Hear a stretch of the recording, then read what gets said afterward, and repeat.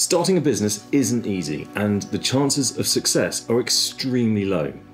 But here's the thing, if you stay an employee, you will never get rich.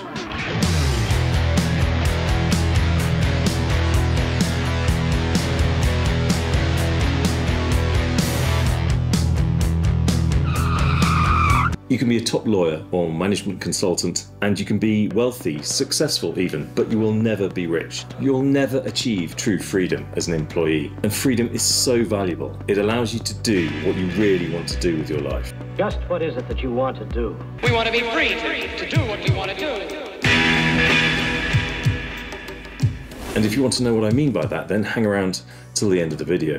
You see, I know what I'm talking about. When I was 34, I left a well-paid job to start my own business. 7 years later, at the age of 41, I retired, and I haven't worked since. Now, if I'd stayed an employee, I'd still be doing what everyone else is doing, working hard, commuting into the office every single day, keeping my head down, putting in the hours, the daily grind. But there is another way, and it's not the world of side hustles or investing in Bitcoin. The greatest Ponzi scheme in human history. The whole thing is a promise that you can get rich for free. And it is a route to riches and satisfaction, and certainly in my case, true happiness. Happiness. So you could say I'm a fan of escaping the rat race. You see, I see the benefits each and every single day. But if I cast my mind back to my early 30s, then this is the video that I wish was around for me to watch back then. And that's why I've made it today. I'm going to tell you why I think nobody should ever be an employee. It's a traditional path in life which most people follow. Go to school, work hard, obey the rules, get good grades, and go to university. Now, university used to be the time where you got to think a bit more and explore your interests. Now it's more of an extension of school, but with added debt. And because we're all encouraged to go to university, more and more young people these days have debt, and quite a lot of debt, at the age of 21, 22 years old. And that's a problem. So at university, you now get to go to lectures instead of lessons. You get to work hard still and obey the rules still and get good grades and hopefully get a degree. Brilliant, another box ticked. Now what? Well, now that you've managed to tick all of the education boxes, congratulations, you now have a big pile of debt and some qualifications that may or may not help you get a job. But you need a job because you've got debt to pay off. Congratulations, you have earned the right to become an employee and trade your time and effort in return for a monthly income, a salary or a wage. And in the process, all of your intelligence and creativity goes to creating value for someone else. The owner of the business gets the benefit of all of your hard work. Before you've even had a chance to think about what you want to do with your life, you've had to get a job. You've needed to get a job because all of that wonderful education that has given you all of those qualifications that are now more or less worthless have propelled you into a world of debt where you need to become an employee. Well done. Getting a good job was always my goal, the culmination of all my efforts at school. And once I had a good job, then I could become a good consumer and start spending. And that's exactly what I did. I was a fantastic consumer. I love technology and gadgets and speed, fast cars, bikes, computers, video games. I was such a teenage geek boy. And I'm not sure I've changed that much since then, but the point is that I loved to spend, even back then. So when I was 25 years old and one of my mates said that he was going to get his motorbike license, I leapt at the chance and did it alongside him. 3 weeks later, I passed my test and I was legally allowed to ride any motorbike in the world at the age of 25 with almost no road experience whatsoever. I mean, that is still the case today and it's completely crazy. Anyway, I was young and I was an idiot, so the day after I passed my test, I went to a local bike garage and took a test ride on a Kawasaki 600cc Ninja motorbike. A green machine. It looked fantastic, at least to my eyes. And I took it out. And after 30 minutes on my own, because you clearly can't go with anyone on a motorbike, amazingly, I got back to the garage and I was still alive. That was the first miracle. I hadn't managed to kill myself or indeed anyone else. And the bike was in perfect working order. I got back to the garage. I had a massive smile on my face. It was an amazing experience, a whole lot of fun. I took my helmet off, the guy came out of the garage, he was asking me how it was, and as I got off the bike, I forgot to put the kickstand up, and the bike fell onto the pavement. And these things weigh a lot of money, so that small fall broke the plastic fairing around the front and caused £2,000 worth of damage right there in front of me. I was 25 years old. I did not have £2,000. In fact, all I had at that point was a lot of debt. I had no intention of buying the bike. I was just there for a bit of fun. Anyway, so the garage, you know, being really kind, they said they could either repair the bike and charge me £2,000, which is what it was going to cost there and then, or they were being extremely kind, they could repair it for free and I could buy the bike for £7,500. And I thought, here's an opportunity to buy something which I had no intention of buying for a lot more money than I had at that stage. So of course I said yes, bought the bike, plus extras, plus insurance, which for a 25-year-old on an unbelievably powerful bike was crazy. It cost me about £10,000, which I just put all onto debt. 25 years old, I did not have that money. Frankly, I didn't have enough money for food and rent, and if it wasn't for my girlfriend at the time, now my wife, she subsidised me, I wouldn't really have been able to live particularly well, frankly. As a side note, when I sold the bike 3 years later, I got less for it than the outstanding money on my loan. So I no longer had the bike, and yet I was still paying for the bike. Not my finest commercial decision. You see, this is what happens. You get a job, you get some money, you spend that money, and you spend more than your salary, and you get a loan or a credit card, and you keep spending, and you keep having more debt, and therefore you need to keep working hard to get your salary to pay off the debt now. That's the world we live in, unfortunately. But what it means is you are immediately and almost unwittingly signed up to become a slave to your job. And by a slave, I mean you cannot escape it. You cannot leave that job because you have obligations to credit card companies, to bankers, to loan providers. You need to pay them the money, and there is no other way. You are an employee, and you need to be an employee. And once you're on that path, it's very difficult to get off that path. A salary job is merely an exchange of time for money. You give your time to your employer and they pay you for that time. Your time is both limited, there are only 24 hours in a day, and extremely precious. If you're paid by the hour, then the more you work, the more you can earn, but obviously only up to a point because you have to sleep and you have to eat.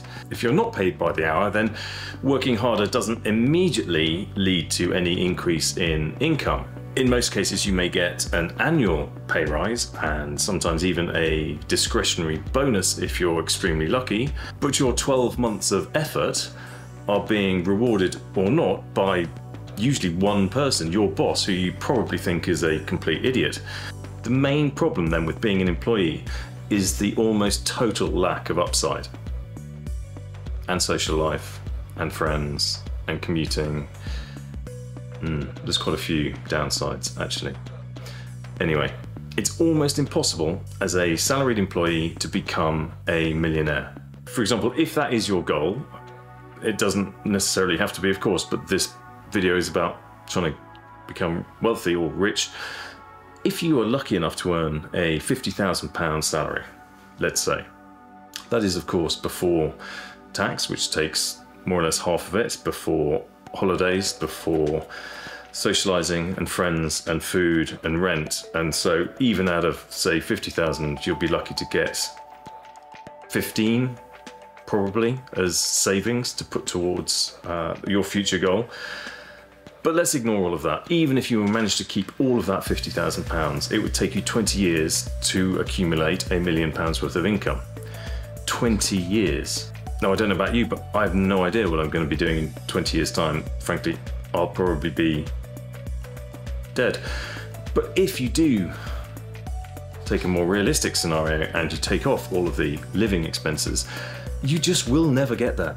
It won't take you 20 years, it'll take you 40 years, it'll take you 50 years. You are not going to get there because you are not going to save that much consistently for that long. And yes, I'm sure some of you out there are saying, yes, but what about those industries that pay the mega bucks and the big bonuses, like lawyers or investment bankers? And yes, of course, if you get a massive discretionary lump sum every year, then you are more likely to get there. But frankly, would you want to be an investment banker? It's got fancy offices, screens, and those dress shirts where the collar is a different color than the rest of the shirt. You see a fellow wearing one of those and you just know he's got kids he doesn't talk to. So entrepreneurship allows you an alternative path to freedom and self-reliance, allowing you to escape the constraints of traditional employment and break free from the rat race. But the main reason you should strive to be an entrepreneur and not an employee is to do with share ownership. If you start your own business, then you own that business, you own all of it, and all of the value you create goes to you as the owner. So let me explain. Let's say you work for a business that sells accountancy software, and you are in charge of getting new customers on board and teaching them how to use the software. And you're actually pretty good at this. And so one day, having watched some of my inspirational videos, you decide to leave and set up on your own. And you are going to train and teach people to use this specialist software. So you decide to put it online and sell it to your contacts in the industry. So once you've written the course and filmed it and produced it, and that will take a bit of time, but once you've put all of that time and effort into it, all of your time can then be spent selling it to people online and people that you know. Let's assume you spend 50 hours a week working on this business. It's just you. In the first week, you sell one course for £1,000. In the second week, you sell 4 courses. In the third week, 20, and in the fourth week, 50. It's going fantastically well. You've sold 75 courses in your first month. So you've worked a total of 200 hours and you've made £75,000. Brilliant. What a great start. Can you see how already your time has become decoupled from the amount of money that you can earn? So in week 1, when you were spending a lot of time trying to get that first sale, you earned £20 an hour. In week 4, once things had started to get going, and this may be quicker than a real life situation, but you earned £1,000 an hour. Now, if this had happened whilst you were an employee and you'd done the same level of sales growth, your bosses would have been over the moon, but your salary at, I don't know, £50,000 a year would still have been £50,000 a year. All of that benefit, all of those happy customers, and no change to you. It's just your job is what you do. But as an owner, you get all the benefit.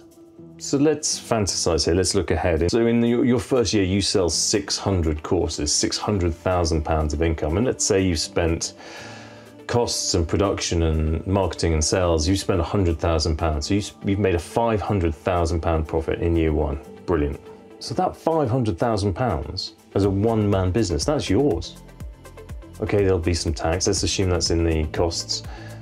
I mean, that would never happen as an employee. You've worked really hard, you've had a fantastic result, and rather than earning £50,000, which you did last year for your employer, you've earned £500,000, which is all for you. So the first point, as an owner of a business, all of the upside, all of the benefit is for you. If you work harder and it's a success, you get to benefit in that upside. But actually, that's not even my main point. You see, you worked so hard that your success has not gone.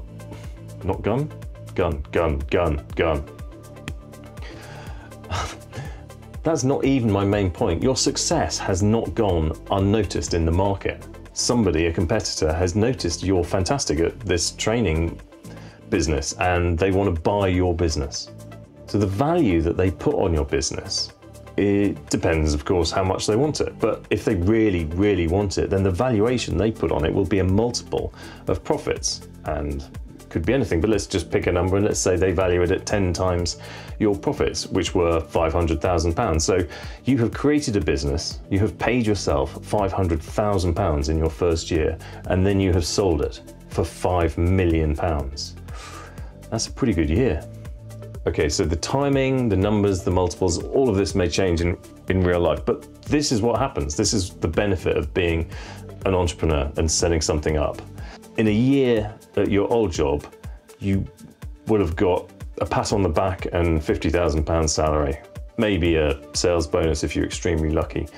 you left, you took some time out, you maybe didn't earn income for 6 months or 8 months, however long it took you to get the business up and running, but then you paid yourself an enormous salary after that first year and then managed to sell the business for a life-changing amount of money. That can never happen as an employee, but you can see how as an owner, you have the potential to become extremely wealthy. Now, of course, things will never go this smoothly. This is just a theoretical example, but it does show you the power of share ownership. Now, of course, all of this is theoretical. This could take much longer. The success might not be quite so dramatic. It might not be such a valuable business for someone else in the market, but this stuff happens all the time. It is a genuine, realistic possibility for any employee out there today. I mean, I once worked with a bodybuilder. He had a great idea about selling supplements. This was 30 years ago. This is when the supplement industry was much, much smaller. So he created some really well-made, trusted products without anything dodgy in them. And I worked with him for 5 or 6 years. And over that time, the business grew phenomenally. The profits probably went up about 10 times, frankly. And when we sold the business, that bodybuilder with a good idea was worth tens of millions of pounds. He ended up selling his house and moving to a tax haven because he had so much money he didn't know what to do with it. Now, do you think he'd have still done that? Would that have been the same outcome if he'd stayed as a personal trainer with a good idea? I just don't think so. Look, I started my own business to get rich. That was the goal. What I should have done, though, is to strive for freedom. What my business did was generate time. I created time. Freedom for me to do what I wanted to do. Time to spend with my family. Time to go traveling. Time to explore my hobbies and interests. Time to go back to university and get myself a master's degree. Time to learn. And that time, that freedom that I achieved, it's been worth more than any amount of money. So yes, the title of this video is How to Get Rich, but it's much more than that. Try and strive for freedom. Thanks for watching. See you next time.